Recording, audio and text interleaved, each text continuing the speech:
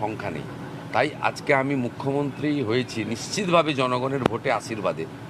BJP আমাকে nominated করেছে, কিন্তু নেপথ্যের কারিগরদের মধ্যে অত্যন্ত অগ্রাধিকার ভিত্তিতে যে কয়েকটা নাম আসে তার মধ্যে মিঠুন চক্রবর্তীর নাম অন্যতম। তাই আমার মিঠুন আমাকে কালকে বলেছিলেন আমি দেখা করতে চাই। আমি বললাম আপনি দেখা করবেন না, আপনার তৈরি করা মুখ্যমন্ত্রী আপনার কাছে আসবে। মুখ্যমন্ত্রীকে কি বলবেন? আমি একটাই কথা বলবো, সবাইকে বলছি, এর থেকে ভালো মুখ্যমন্ত্রী পশ্চিমবঙ্গে হতে পারে না। যে মুহূর্তে উনি শপথ নিয়েছেন তারপর থেকে কাজ করছেন, আপনারা দেখুন। আপনাকে গ্যারান্টি দিয়ে বলছি, এর থেকে ভালো মুখ্যমন্ত্রী পশ্চিমবঙ্গে হতে পারে না।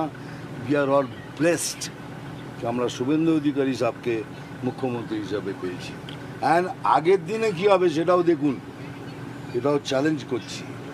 আগের দিনে একের পর এক এই যোদ্ধা এই লড়াই লড়িয়ে নিয়ে হবে, আর আমি তো রইলাম পেছনে। গতকাল প্রধানমন্ত্রী একটি টুইট করেছেন, তার বিদেশ যাত্রা সম্পর্কিত একটা গুজব রটানো হয়েছে। এই নিয়ে কি বলবেন? এইভাবে মিথ্যাচার করা হচ্ছে, প্রধানমন্ত্রীর বক্তব্যের মিথ্যাচার করা হচ্ছে। প্রধানমন্ত্রী নিজে টুইট করলেন।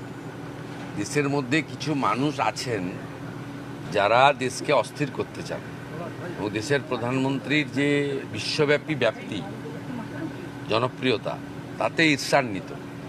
তারা সিরিজ অফ নির্বাচন হারছেন, মানুষ তাদের প্রত্যাখ্যান করছে।